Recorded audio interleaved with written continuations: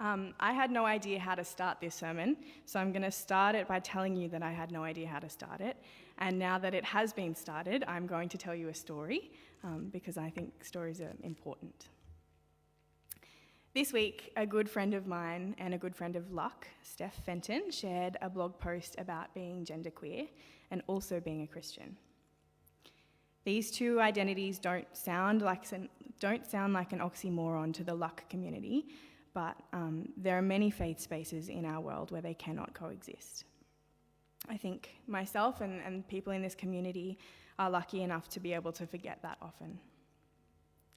Which is why I think it's so important to be present to stories like those of Steph's.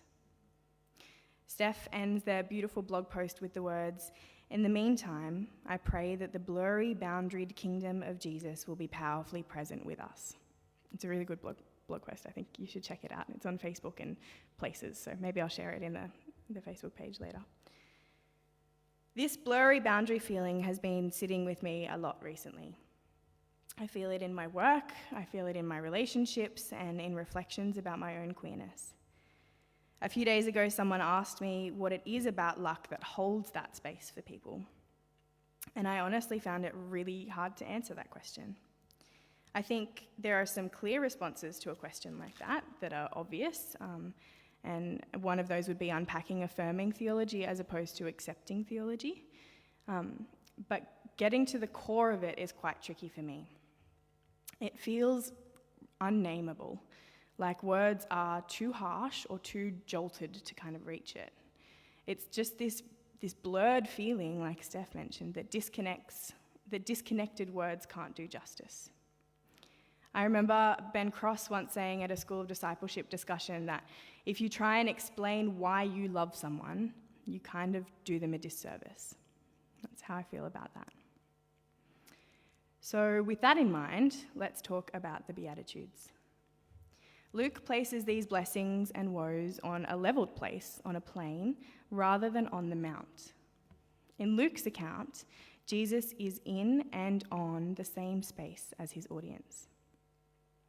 For us, this proclamation might be easier to hear when we relate less to the first or the second categories, and we can put ourselves in an unmentioned third. Not necessarily poor or hungry or weeping right now, but not rich or full or laughing either. So we seat ourselves elsewhere, somewhere neutral, just observing. And here is a barrier we can face when we engage with the Bible and with faith, putting ourselves in the unmentioned third category. I don't know if you find yourself doing this. I do it a lot, I think, upon reflection, writing this sermon. But for me, I think it feels like a side effect of trying to be critically engaged with how my identity and my privilege intersects with and so informs my experience of faith, which I absolutely want to engage with. I think it is essential work. But sometimes I think I use it to get around challenging myself or holding uncomfortable tension. Because instead of being open to listening and transformation, I spend my energy compartmentalizing myself in and out of these privilege categories. So take this verse in Luke, "Blessed are the poor." I am not poor, and I have never experienced living below the poverty line in my life. But as a new graduate allied health professional, I do struggle to afford living in a city like Sydney, and were it not for various affordable housing opportunities that I have been offered, I just wouldn't be able to be here. So which category, first or second? And what about weeping and laughing? I mean, for me, I have experienced deep sorrow and heartache in my life, but my life is also overwhelmingly full of small and profound joys. So I can't really align myself with one of those over the other.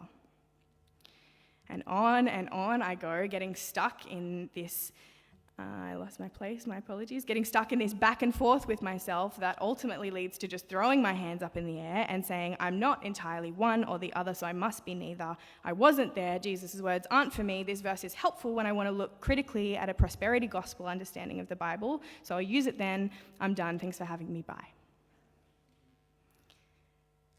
But then comes a quieter voice, a nudge from elsewhere that moves me to realize you are both. You are both, and so you must engage in both. It is not helpful to hear examples like this and assume that they can only apply in the most extreme of circumstances at one end or the other. They absolutely do apply in those extreme circumstances, but they also apply to all the in-betweens as well. My fear is that the unmentioned third category can become a faithful scapegoat. I tried to engage in this, but it didn't really fit, so let's move on. Or I've heard this before, and maybe my life experience hasn't aligned, so this is for someone else. And that is where the danger of passivity lies. It's a really comforting trap, convincing ourselves that these words aren't really relevant for us. But we've heard them, so, in the wise words of Shrek, that'll do, donkey. But will it do?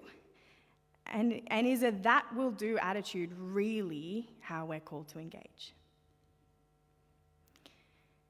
Entering a third year of the pandemic, I honestly think I would slap someone who came down from a mountain and told me, "Blessed are those who can't afford access to rapid antigen tests. Blessed are those who live in remote communities whose food supply has been cut and whose shelves are empty, deepening the impacts of already devastating climate events. Blessed are those who say goodbye to loved ones on teary video calls instead of through quietly held hands at a bedside." It's confronting, right? It feels off-putting. It makes me feel unsettled. Having someone name serious grief and pain that exists right now and then saying that, don't worry, in and through this pain later, you will be blessed. And I think that's why it's really important that we keep reading and coming back.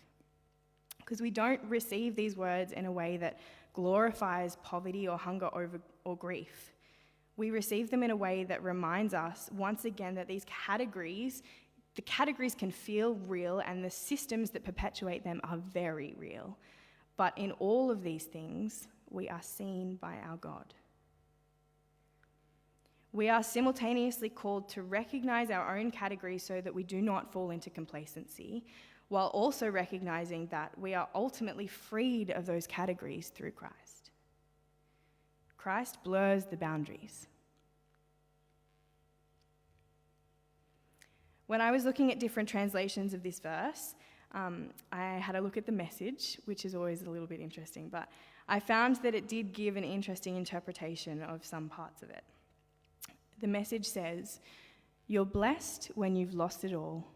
God's kingdom is there for the finding. You're blessed when you're ravenously hungry. Then you're ready for the messianic meal. You're blessed when the tears flow freely. Joy comes with the morning." I think this interpretation frames the passage a little bit more hopefully, but maybe hopeful isn't what I'm trying to quite get at. I think what it does is take these serious words and show a way that we can be less afraid without detracting from the weighty truth of it.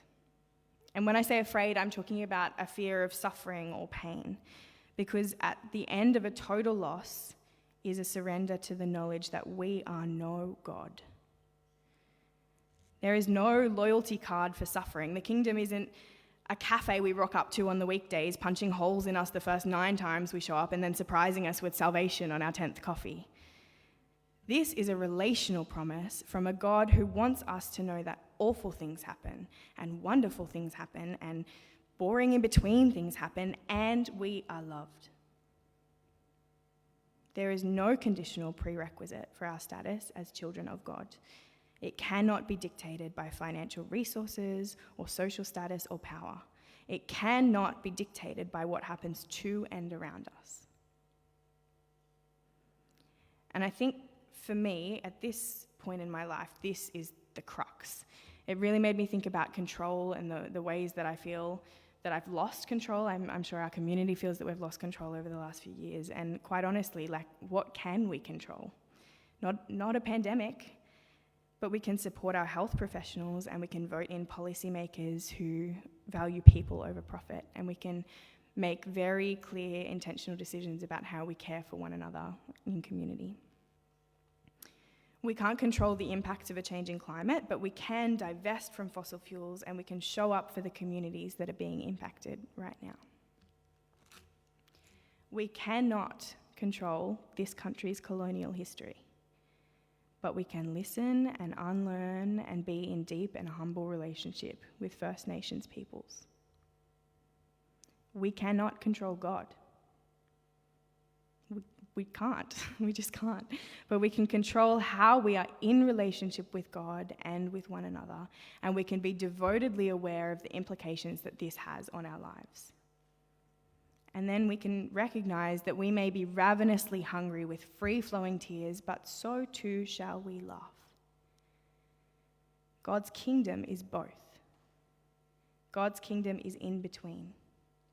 It is there for the finding amongst it all. I'm reminded of a poem called Invitation, which is written by a poet called Mary Oliver.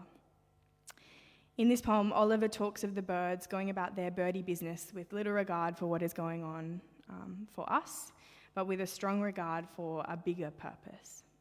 Here is one of my favourite parts. Their strong, blunt beaks drink the air as they strive melodiously, not for your sake and not for mine, and not for the sake of winning, but for sheer delight and gratitude. Believe us, they say. It is a serious thing just to be alive on this fresh morning in the broken world. It is a serious thing to be alive on this fresh morning in this broken world. It is a serious thing to be living as people of faith through a pandemic. It is a serious thing to hear the words of Jesus in a sermon on level ground and to see our world and the faces of others as we are called to. So how then, friends, shall we live?